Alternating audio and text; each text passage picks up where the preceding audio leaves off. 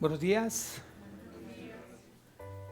Qué privilegio que Dios permita el que estemos hoy aquí, el que nos permita nuevamente el gusto, el honor de poderle alabar al Señor y darle gracias por lo que hoy Dios es.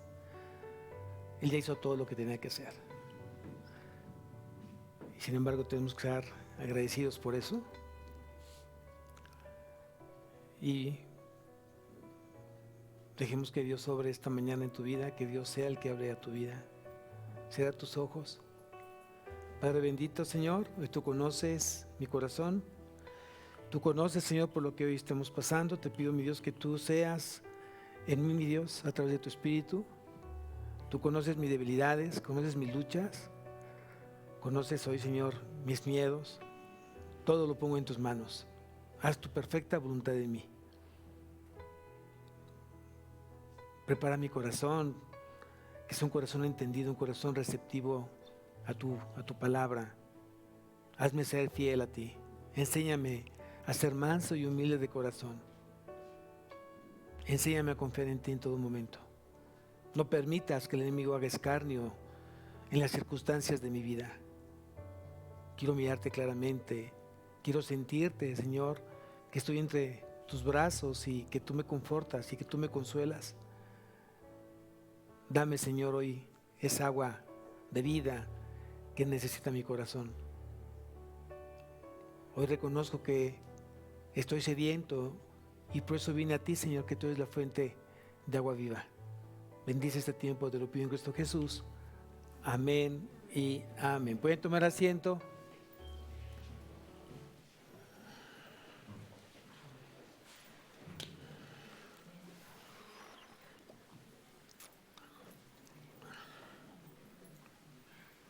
¿Quién sabe que nuestra vida está llena de ciclos?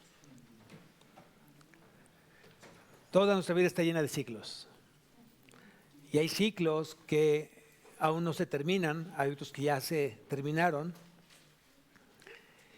Y vamos a ver algo que comenzó y que al final vino a darse por terminado. La última plaga que Dios iba a permitir en el pueblo de Egipto iba justamente a tener un resultado, la liberación de Israel. Israel entró siendo familia a Egipto. Después de 430 años, Dios de esa familia creó una nación. Cuando llegamos a esta iglesia, llegamos justamente pocas familias. Y Dios se ha encargado de ir sumando familias tras familias en este lugar. Y doy gracias a Dios porque al final dice la palabra que Jesús dijo, yo edificaré mi iglesia, y Dios la está edificando. Dios está añadiendo día con día, está añadiendo más y más corazones justamente a su cuerpo, a su iglesia.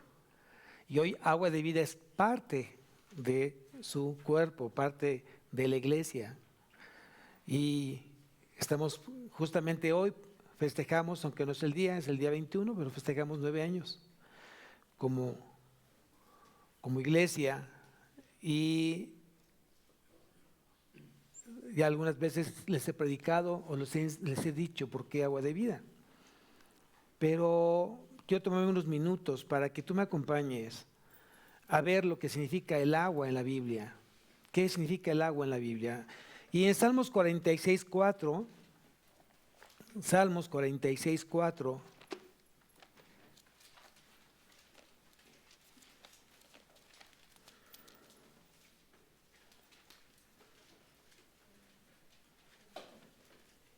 dice, del río sus corrientes alegran la ciudad de Dios y el santuario de las moradas del Altísimo.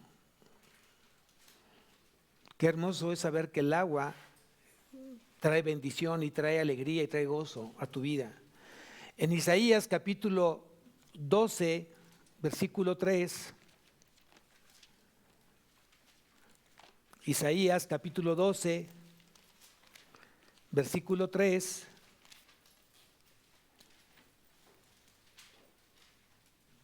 Dice, sacaréis con gozo aguas de las fuentes de la salvación.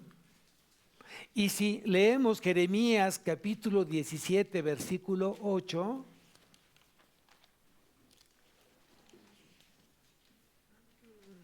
Jeremías capítulo 17, versículo 8,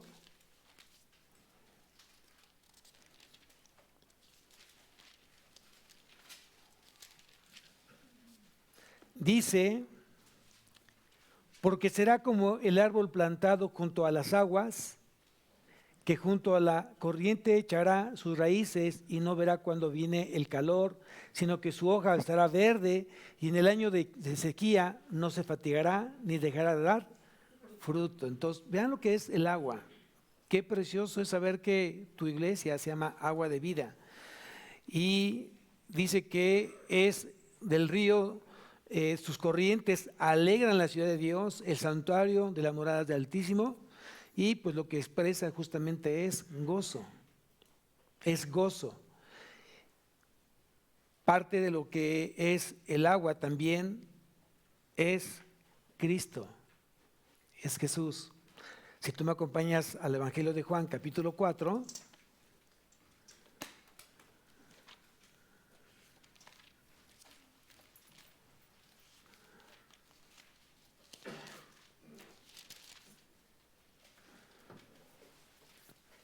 versículo 10, dice, respondió Jesús y le dijo, si conocieras el don de Dios y quién es el que te dice, dame de beber, tú le pedirías a él y él te dará agua viva.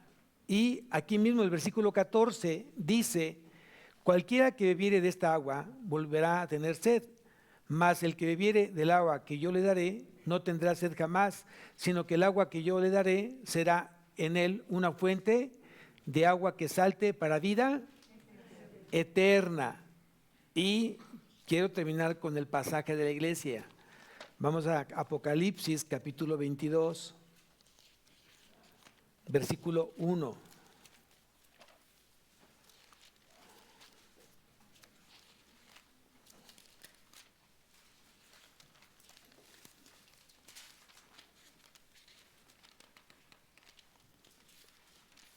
Dice Apocalipsis capítulo 22, versículo 1. Después me mostró un río limpio de agua de vida, resplandeciente como cristal, que salía del trono de Dios y del Cordero.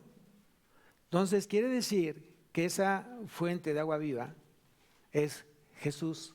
Y Jesús es el único que te puede llevar y dar vida eterna. Entonces, eso para nosotros de verdad es hermoso, porque hoy justamente, bueno, festejamos en unos minutos más, en unas horas más, vamos a festejar los 9 años de la iglesia. Y ha sido un caminar con el Señor de altas y bajas, de repente son muchas pruebas, de repente vienen muchos bálsamos, pero aquí estamos trabajando y aquí estamos disfrutando y aquí estamos realmente sirviendo al Señor. Entonces, le doy gracias por tu vida, porque Dios te trajo acá, Dios te llamó para que estuvieras acá y que a partir de este lugar de tu crecimiento espiritual, que es muy importante, que sea una fuente de agua viva en tu vida. Y dice Jesús que Él ha venido para que tengas vida y para que tengas en abundancia. ¿Quién lo cree? ¿No? Entonces, vamos a ver justamente ahora sí, vamos a Éxodo, capítulo 12.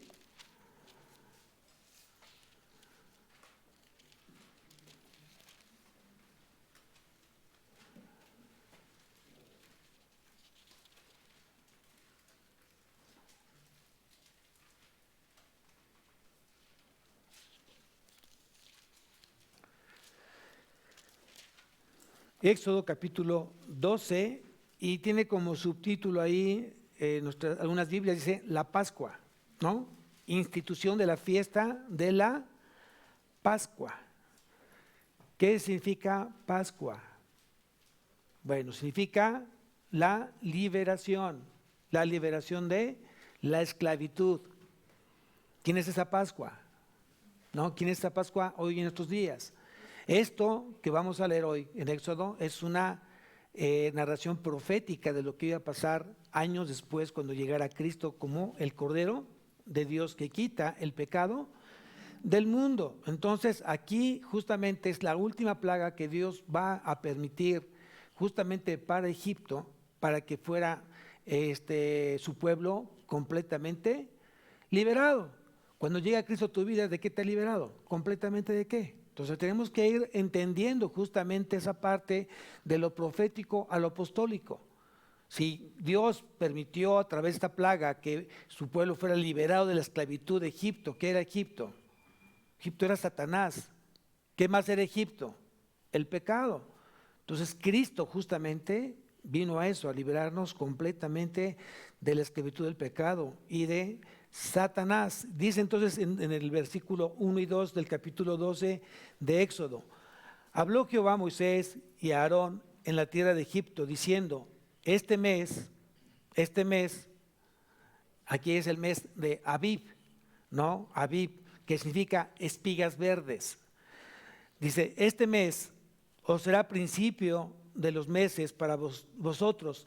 Será el primero en los meses del año. Ese primero en los meses del año significa, más adelante, justamente en el exilio de Israel, se le cambió de Abib a Nisan, el mes Nisan hebreo.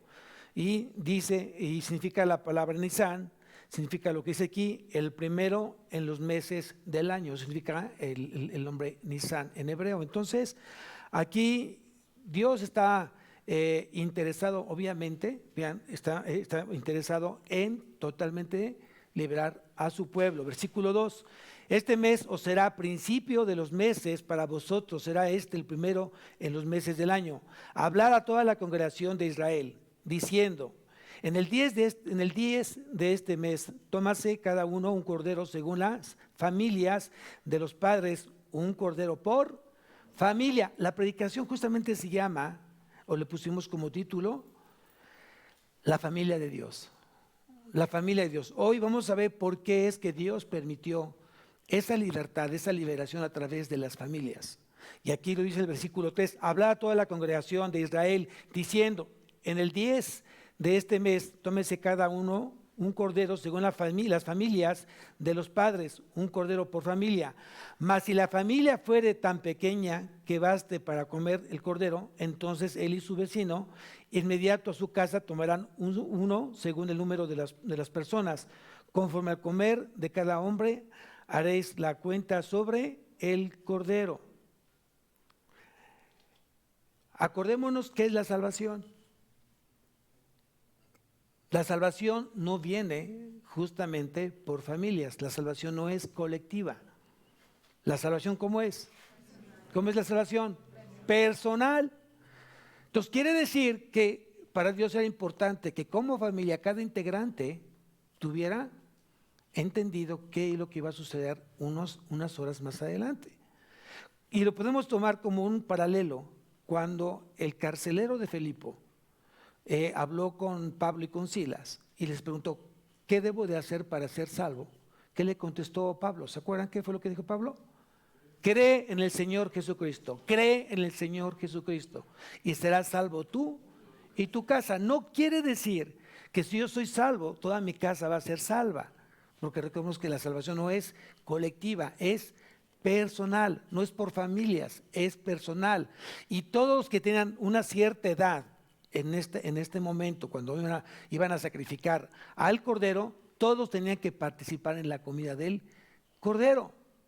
¿Qué quiere decir? Que cada integrante de la familia tiene que tener su relación personal con Cristo. Y todo miembro de la familia tendría que reconocer a Cristo como su Señor y Salvador. Eso es muy importante.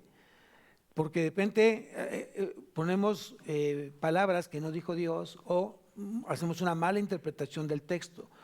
Y aquí, obviamente, era una enseñanza donde Dios estaba enfocado en la familia, pero de cada integrante de la familia. Y si la familia no reunía el número suficiente para que el cordero fuera sacrificado y fuera comido, porque iba a haber mucho sobrante, entonces júntense con la familia que está al lado.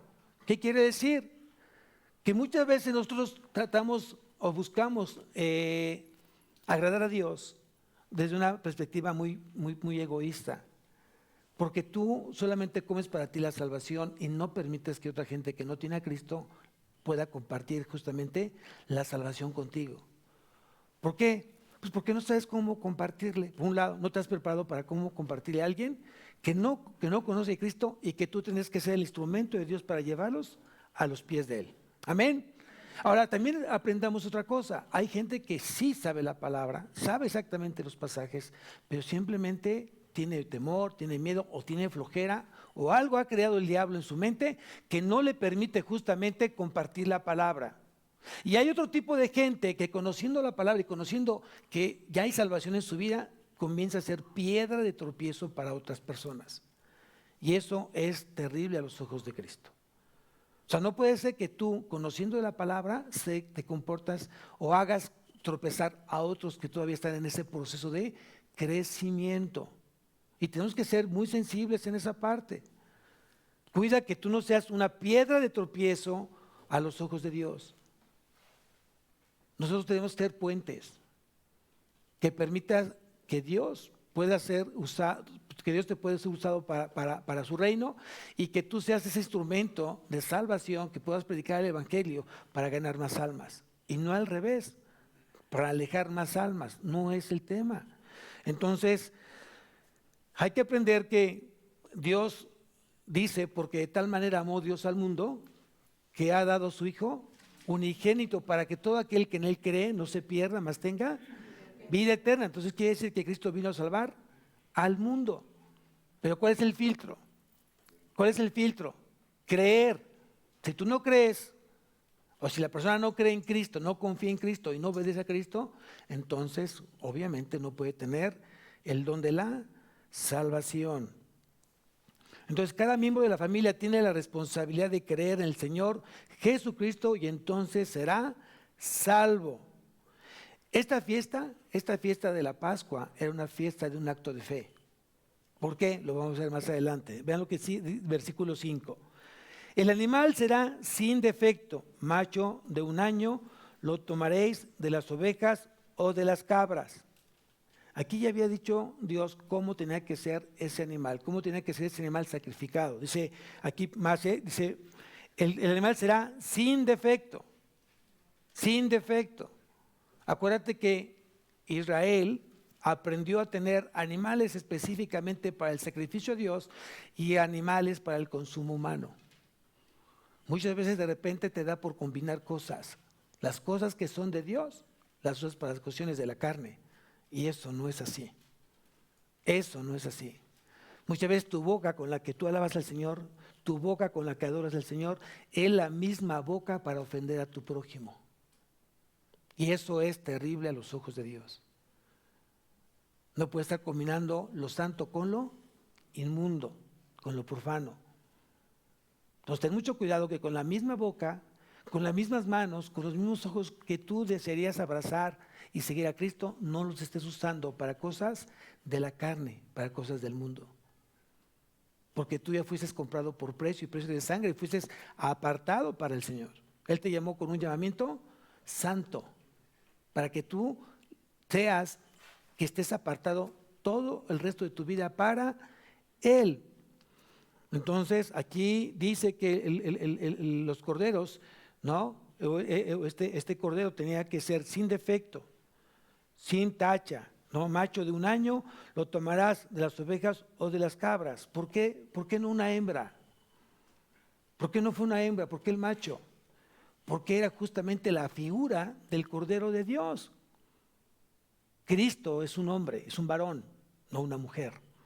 Pues hay que ver cómo tiene muchas maquetas aquí donde están hablando justamente de Jesucristo. Ahora, hazte esa pregunta. ¿Cuántos corderos fueron sacrificados esa noche? Miles. Pero esos corderos hacen solamente un solo sacrificio. Todos ellos representaban a nuestro Señor Jesucristo. Entonces, seguimos leyendo. El animal, y lo guardarás hasta el día 14 de este mes y lo inmolará toda la congregación del pueblo de Israel entre las 2 tardes. ¿Cuáles son las 2 tardes? Esa tarde, cuando iba a ser, y la tarde siguiente, casi vamos a pensar 24 horas. Y tomarán de la sangre y la pondrán en los 2 postes y en el dintel de las casas en que lo han de comer. Como Dios es perfecto en dar instrucciones en tu vida. Cada vez que tú lees la palabra, Dios te da instrucciones, Dios te da mandatos claros, precisos, entendibles, para que tú los lleves por obra en tu vida.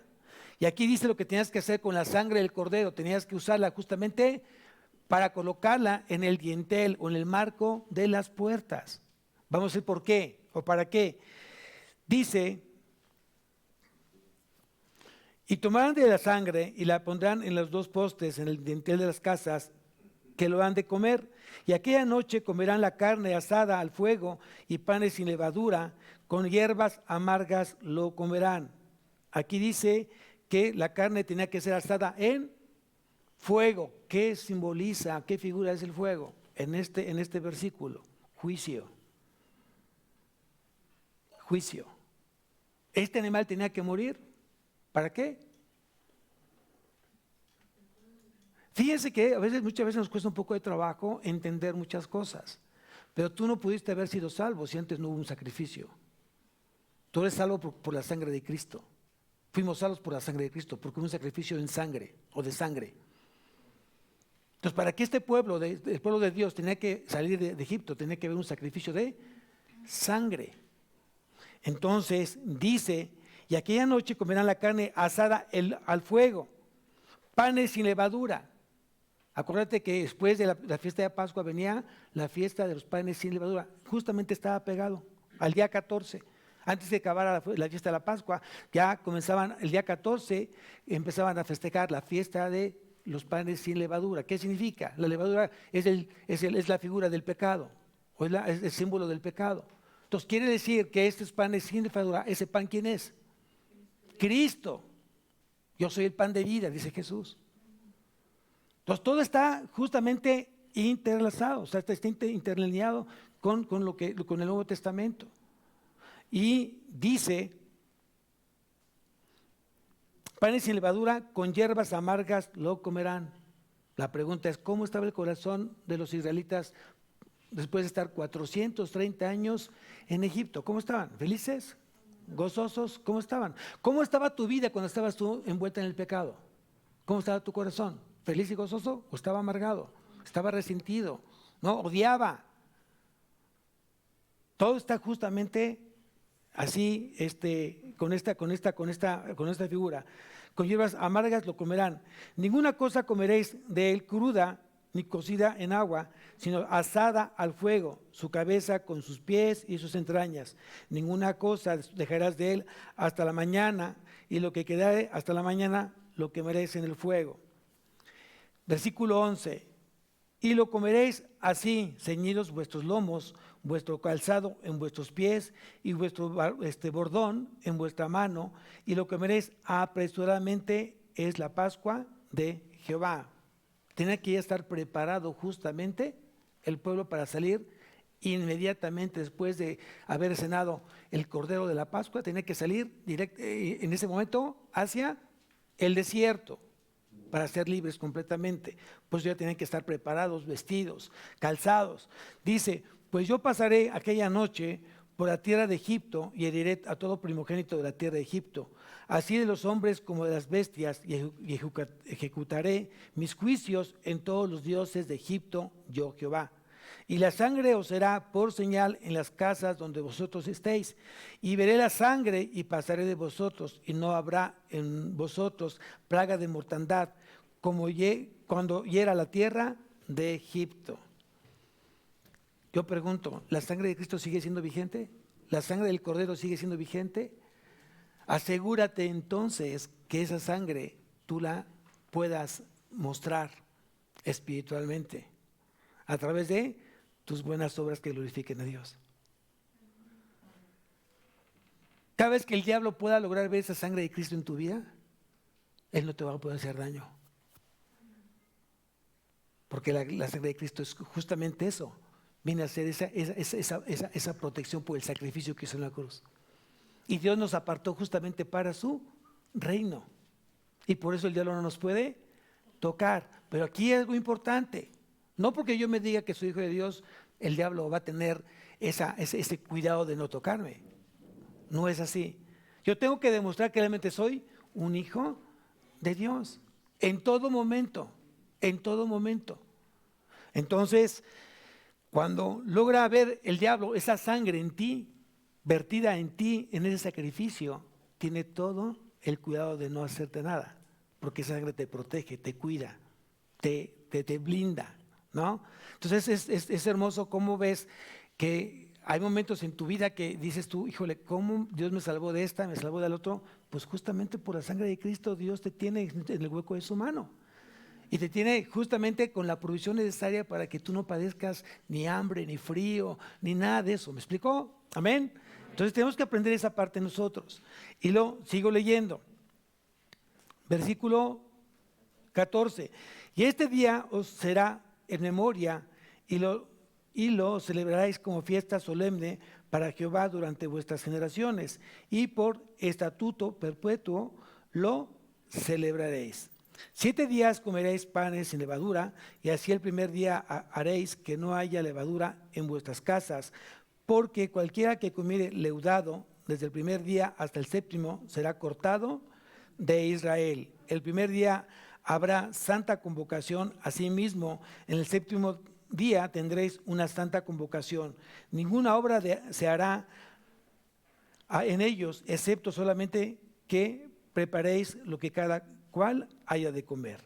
Y guardaréis la fiesta de los panes sin levadura, porque en este mismo día saqué vuestras huestes de la tierra de Egipto. Por tanto, guardaréis este mandamiento en vuestras generaciones, por costumbre perpetua. En el mes primero comeréis los panes sin levadura, desde el día 14 del mes por la tarde hasta el 21 del mes por la tarde.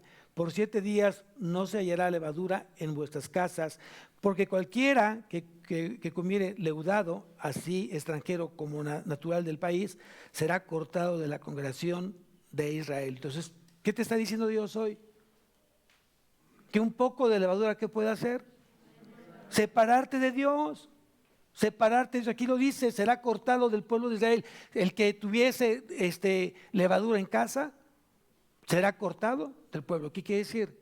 Te va a separar, el mismo pecado te va a separar de Dios. Y muchas veces vives en una separación de Dios, porque tú vives en pecado. Y acuérdate que el pecado oculto o el pecado no confesado no te va a permitir crecer. Tienes que realmente confesarle a Dios, tienes que decirle a Dios, Señor, si hay algún pecado no confesado, si hay un pecado oculto, muéstrame. Pero yo pedirte perdón y no volverlo a hacer. Por eso nuestra vida espiritual tiene que ir creciendo día con día, día con día. Y tú te das cuenta. O sea, tú mismo te das cuenta cómo el Espíritu Santo te comienza a llevar de un escalón al siguiente. Ya no eres el mismo niño cuando llegaste a los pies de Cristo. Ya eres una persona más madura, más sensible, más despierta, más entendible de la palabra. Entonces quiere decir que estás creciendo en la palabra. ¿Con qué propósito? Para servirle al Señor. Bien, sigo leyendo. Ninguna cosa leudada comeréis, en todas vuestras habitaciones comeréis panes sin levadura. Y Moisés convocó a todos los ancianos de Israel y les dijo, sacad y tomaos corderos por vuestras familias y sacrificad la Pascua. Tomad un manojo de hisopo y mojadlo en la sangre que está en el hebrillo y untad el dintel de los 2 postes con la sangre que estará en el hebrillo, y ninguno de vosotros salga de las puertas de su casa hasta la mañana. O sea, tenía que ser muy preciso las instrucciones. ¿Qué pasó? Versículo 27. Vosotros responderéis, es la víctima de la Pascua de Jehová, el cual pasó por encima de las casas de los hijos de Israel en Egipto, cuando hirió a los egipcios y libró nuestras casas. Entonces el pueblo se inclinó y adoró.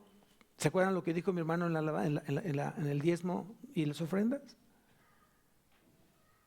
Cada vez que tú quisieras tú alabar al Señor, cada vez que tú quieras adorar al Señor, la pregunta que tú tendrías que hacerte es: ¿bajo qué corazón estás adorando y bajo qué corazón estás alabando al Señor? ¿Qué es lo que más predomina más en tu vida, en la semana, en el día, en el mes? ¿Acciones que realmente den la gloria al Señor? ¿O todavía sigues pensando en hacerte feliz tú y ser más egoísta tú y no tomar en cuenta que Dios lo constrite, o sea, el espíritu se hace más pequeño o lo arrinconamos cada vez que nosotros estamos en pecado o cuando no le damos la gloria al Señor? Y eso es una formación espiritual que tiene que ir acompañado de perseverancia y constancia de todos los días. Y lo he dicho varias veces. Yo el domingo vengo a derramarme en adoración al Señor porque preparé el corazón o mi corazón desde el domingo anterior hasta este primer día de la semana. Así debería de ser. Así debería de ser. Y que durante la semana Dios te empieza a agendar personas para que lleves a Cristo. Qué bendición que tengamos al menos una vez a la semana tengas que predicar el Evangelio a alguien nuevo y que acepte a Cristo. Qué bendición. Es algo que tú estás orando: Señor, de verdad, úsame. Que esta semana sea una semana llena de ti, una semana que no sea vana, que no sea para mí, que sea para ti. Agéndame corazones necesitados de ti. Y Dios lo hace. Y Dios te pone personas. Hasta por teléfono tienes que compartir la palabra si sea el momento, ¿no? O sea, que estés dispuesto, que estés preparado para toda buena obra para el Señor. Y eso es algo que tenemos que ir aprendiendo. Sé que es parte del proceso que estamos muchos viviendo, pero tienes que ser perseverante, tienes que ser constante en el caminar con el Señor. Bien, sigo leyendo, versículo 28. Y los hijos de Israel fueron e hicieron puntualmente así como Jehová había mandado a Moisés y a Aarón. Aquí comienza, en el versículo 29, comienza justamente la plaga, la última plaga, la 10ª plaga que Dios permite para que su pueblo sea liberado. Y aconteció que a la medianoche Jehová hirió a todo primogénito en la tierra de Egipto, desde el primogénito de Faraón, que se sentaba sobre su trono, hasta el primogénito del cautivo que estaba en la cárcel, y todo primogénito de los animales. Antes, en las plagas anteriores, no había tocado al ser humano. Hasta esta vez, hasta esta plaga. Tal vez para los ojos de muchos dirán: ay, que Dios es injusto, Dios es malo, Dios es una persona autoritaria. Y yo te pregunto: ¿así piensas que es Dios? Yo creo que Dios es un Dios justo, es un Dios de amor. Y muchas veces nuestro caminar con Él, Dios te está hablando una y otra y otra y otra y otra vez. Aquí ponemos una marca.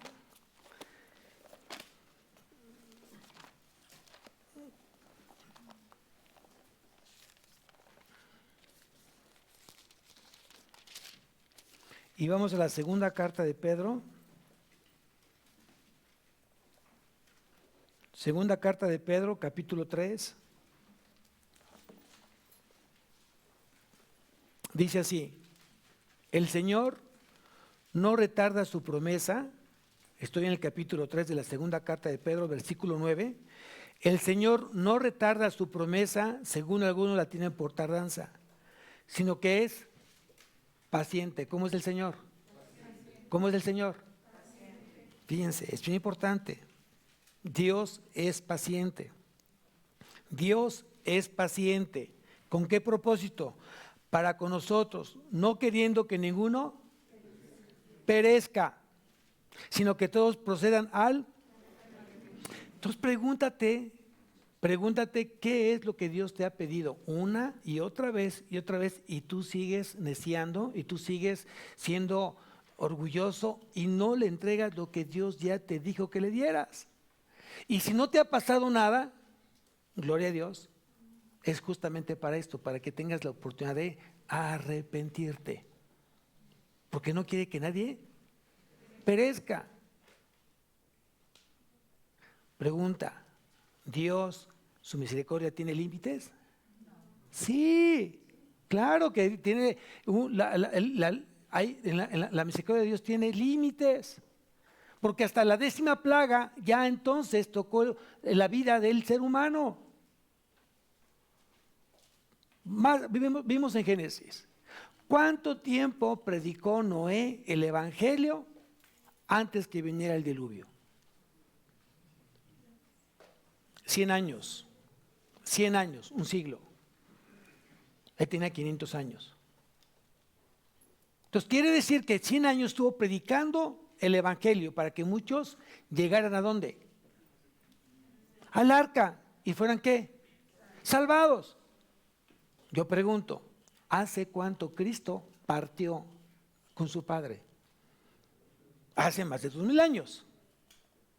Y a partir de ese momento, cuando Él justamente partió, ascendió al cielo, dice que después pasaron algunos días y exactamente al número 50, después de que Él resucitó, el número 50, el que ya había resucitado, descendió el Espíritu Santo.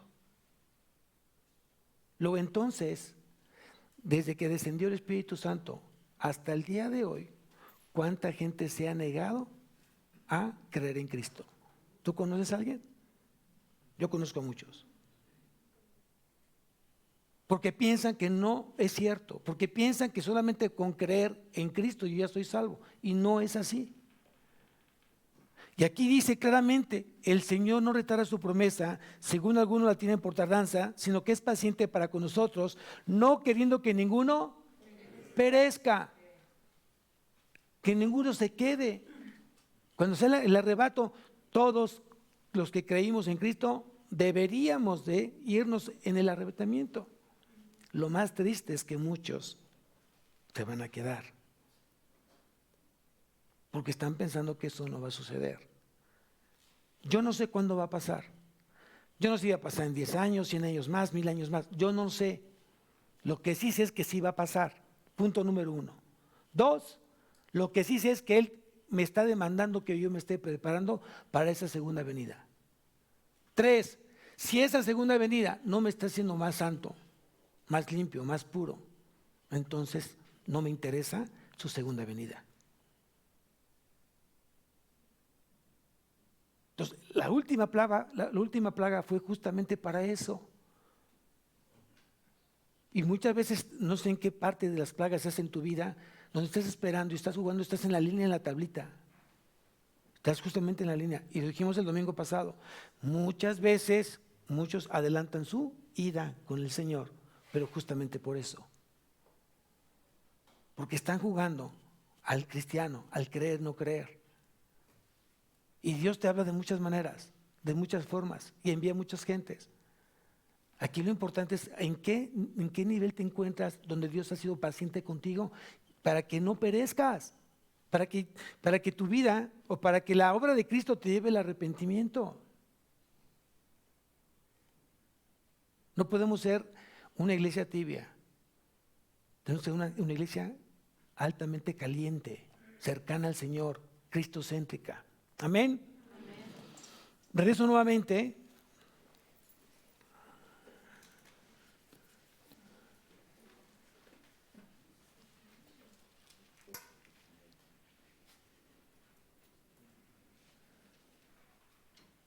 Versículo 30, y se levantó aquella noche Faraón, él y todos sus siervos, y todos los egipcios, y hubo un gran clamor de Egipto, porque no había casa donde no hubiere un muerto. E hizo llamar a Moisés y a Aarón de noche, y les dijo, salid del medio de mí, pueblo vosotros y los hijos de Israel, e id, servid a Jehová, como habéis dicho. ¿Tenía que pasar esto? ¿Tenía que suceder esto para que realmente él dijera, ya váyanse? ¿Están libres completamente? ¿Tiene que morir su hijo? ¿Tiene que morir alguien en tu vida para que tú realmente te entregues plenamente en el Señor? ¿Tiene que pasar eso?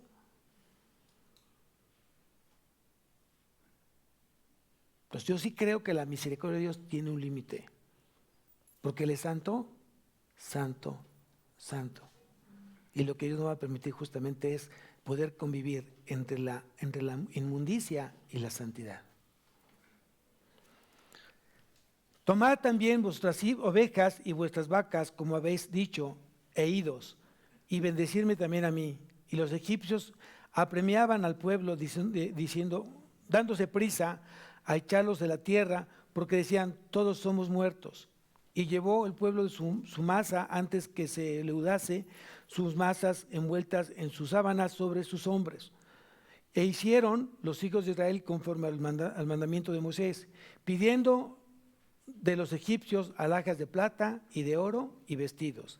Y Jehová dio gracia al pueblo delante de los egipcios y les dieron cuanto podían, así despojaron a los egipcios. Versículo 37. Partieron los hijos de Israel de Ramsés a Sucot, como a 600,000 hombres de pie, sin contar los niños. Bueno, aquí fueron obviamente más o menos, se dice fueron como 2 millones de. No solamente, acuérdate que no solamente eran netamente hebreos o judíos. Acuérdate que muchos de los egipcios se casaron con mujeres hebreas. Entonces ahí hubo una mezcolancia, pero entonces dice que fueron más o menos como más de 2 millones de personas que salieron justamente de Egipto. También subió con ellos grande multitud de toda clase de gentes y ovejas y muchísimo ganado.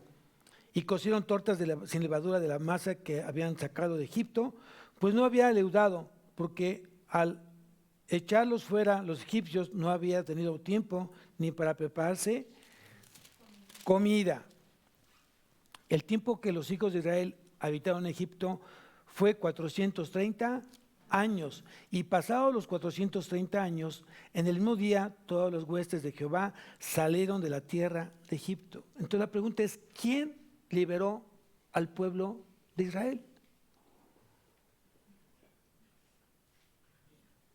Dos elementos importantes: la sangre del Cordero y el poder de Dios a través de sus huestes. Ese espíritu de mortandad, ese ángel de muerte, fueron los que liberaron justamente a Israel. Pudo haber hecho Dios que a través del gran número de gente, de armas de Israel, haber vencido a Egipto. ¿Pudo o no pudo? Por supuesto que sí. Pero aquí dice que no es con ejército, no es con espada, es con mi Santo Espíritu. Por eso muchas veces no te enfoques en estar luchando con tus fuerzas, cuerpo a cuerpo, porque la lucha, para empezar, no es contra sangre y carne. La lucha es contra cuestiones espirituales, contra huestes de maldad. ¿No? Es muy importante eso. Si yo quiero vencer al diablo, a Satanás, no lo voy a vencer cuerpo a cuerpo, porque él tiene mucho más fuerza y más poder que yo. Si él ya fue vencido en la cruz, sí, pero todavía en la dispensación de hoy, él sigue ejerciendo influencia, sigue siendo malvado en el mundo, porque el mundo está bajo él maligno. Y Dios no me manda pelear con él cuerpo a cuerpo, porque yo sé que me va a vencer. Lo que me manda la palabra es que yo me tengo que someter a Dios, resistir al diablo, y el diablo huirá. Es lo que me manda justamente decir Dios. Resiste, no te rindas, sé perseverante, sé constante, aguanta, soporta. Y cuando tú haces esto en la tentación, el diablo se va.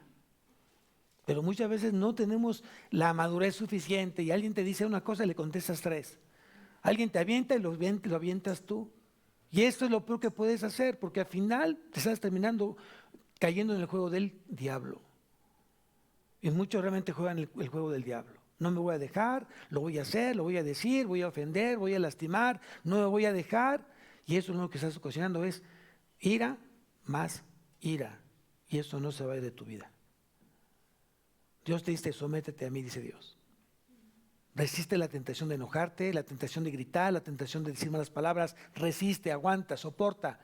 Y cuando el diablo no logra ver eso, entonces el diablo se va de tu casa, se va de tu trabajo, se va de tu negocio. Lo han experimentado yo creo que muchas veces.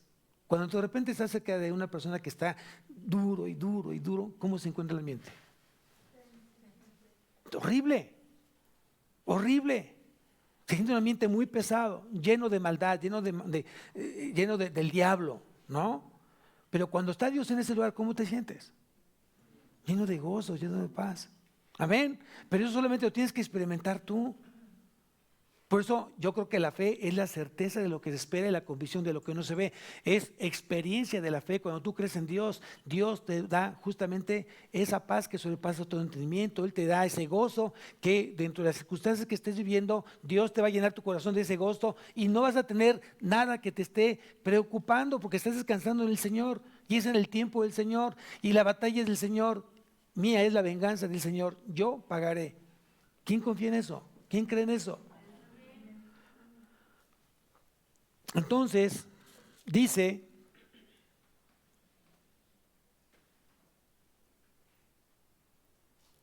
versículo 43, y Jehová dijo a Moisés y a Aarón, esta es la ordenanza de la Pascua, ningún extraño comerá de ella, mas todo siervo humano comprado por dinero comerá de ella, después que lo hubieres circuncidado. El extranjero y el jornalero no comerán de ella. Se comerá en una casa y no llevarás de aquella carne de fuera de ella, ni quebraréis hueso suyo. Todo lo que está pasando, justamente es lo que hablan los evangelios. Jesús dice que no fue quebrado ningún hueso de él. Es una figura de lo que Cristo justamente padeció en la cruz. A los dos que estaban al lado de él les quebraron los huesos, las rodillas, para que ya bajara completamente toda la parte ósea y entonces fuera rápida la asfixia. Pero Dios no se tocó ni un hueso. Toda la congregación de Israel lo hará. Mas si algún extranjero morare contigo y quisiera celebrar la Pascua para Jehová, séale circuncidado todo varón y entonces la celebrará y será como uno de vuestra nación. Aquí es muy importante esto y viene a colación con la cena del Señor. ¿Por qué celebramos o qué celebramos en la cena del Señor? ¿Celebramos su muerte o anunciamos su muerte? Importante eso. ¿Celebramos su muerte o anunciamos su muerte? Anunciamos su muerte. ¿Qué quiere decir? Que gracias a la muerte de Cristo, hoy tú puedes sentarte a la mesa a degustar hoy el pan y el vino y la sangre, el pan y su cuerpo. Lo tenemos que discernir de esa manera. Dice Pablo que no podemos tomar la cena de manera indigna. ¿Qué quiere decir esa parte? Que la gente que quiere participar justamente de la cena del Señor tiene que haber nacido primeramente de nuevo. Porque si no ha nacido de nuevo no puede discernir ¿qué? El cuerpo de Cristo. Es bien importante eso. Tú no puedes hoy decirle a tu niño, tu hijo, porque de repente se pasa, ay, todos tomen la galletita y el juguito porque no desayuné. No es así. No es un previo. Es realmente un ritual, es una celebración de alegría, que pareciera un poco así, de que, ay, pues es que murió Jesús, pues sí, gracias que murió Jesucristo y hoy esa muerte me dio salvación. Y gracias a esa muerte hoy somos salvos y hoy tenemos vida eterna y tenemos perdón de pecados. Tiene que ser una celebración de alegría y de gozo. Y estoy anunciando justamente que esa muerte llegará a muchos corazones que aún todavía siguen muertos por no tener en su vida. Por eso aquí importante era eso, no podía cualquiera participar del Cordero de la Pascua. Tenía que primeramente ser circuncidado, tenía que estar dentro de las reglas o la ley que había establecido Dios. Eso tienes que enseñar y tienes que enseñar justamente a tus hijos. No puedes participar hasta que un día tú decidas seguir a Cristo por convicción propia, no por mí, no por imitación, porque estás convencido de que Cristo debiera de morar en tu vida, todos los años de tu vida. Amén. Es la gran diferencia. Esa es la gran diferencia. Y por eso aquí dice que pues no podía cualquier persona participar justamente de la cena pascual. Ahora bien, por último, si tú me acompañas a la primera carta a los Corintios, capítulo 5.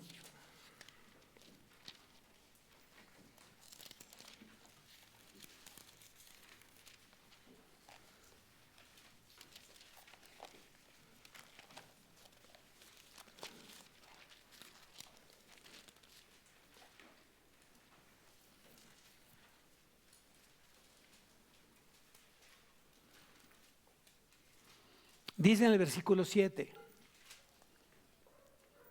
primera carta a los Corintios, capítulo 5, versículo 7. Limpiaos pues de la vieja levadura, para que seáis nueva masa, sin levadura como sois, porque nuestra Pascua, que es Cristo, ya fue sacrificada por nosotros. Entonces, acuérdate que la Pascua es la figura profética de la muerte y crucifixión de Cristo. Y los panes sin levadura, el significado profético es la comunión y el compañerismo de Jesús. Un compañerismo y una relación con Cristo sin pecado. Espero que realmente eso te lo lleves en tu corazón. No hay pecados pequeños, no hay pecados grandes. El pecado es muerte, la paga del pecado es muerte y el pecado te separa completamente de Dios. Si realmente queremos ver una iglesia creciente, no solamente por lo que está pasando, le damos gracias a Dios porque hoy estamos por terminar una etapa más de la construcción de la iglesia, ¿no? Quedan algunos detallitos más, pero bueno, al menos ya ustedes bien entraron y vieron ya techado, en blanco todo, ya han preparado para la pintura, falta obviamente poner un piso, una barra, pero eso bueno, eso Dios lo dará en su tiempo cuando siga proveyendo lo demás. Pero Dios está hoy diciéndonos, así como ven lo físico, yo lo quiero ver en lo espiritual. Amén. Tenemos que seguirnos preparando, iglesia. Ese es un gran compromiso del pastor, de la iglesia hacia Cristo. Su muerte no puede ser una muerte vana. Tiene que tener justamente un propósito. Y el propósito es justamente ganar más almas para su reino, extender más la casa del Señor.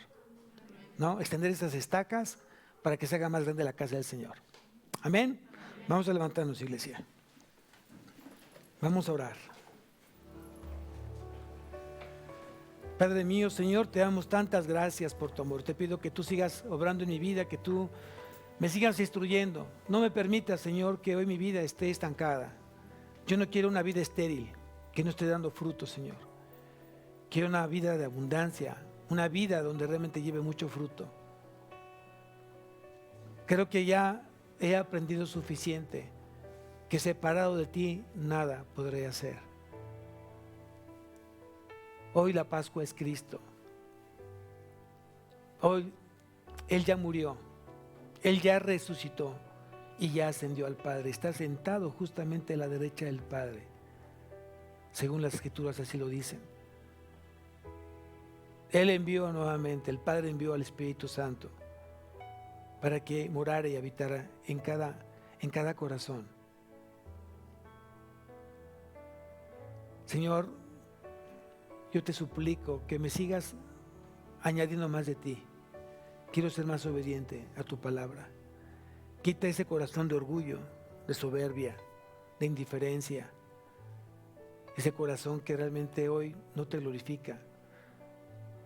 Cámbiame este corazón de piedra por un corazón de carne. Hazme caminar con nuestro Señor Jesucristo, Padre. Anhelo profundamente que mi imagen y semejanza sea más como Él. Gracias por las ovejas que enviaste hoy. Gracias por esos 9 años que has permitido a la iglesia mantenerse. La obra aún no está terminada, Señor, en nosotros ni en esta iglesia. Anhelamos que sigamos siendo sensibles al mandato, sigamos siendo a tu palabra, sensibles a lo que tú nos pides, nos demandas. Gracias por la vida de los líderes, gracias por la vida de los servidores, gracias por la vida de tus ovejas, mi Dios, porque a través de ellos tú te glorificas, tú te exaltas.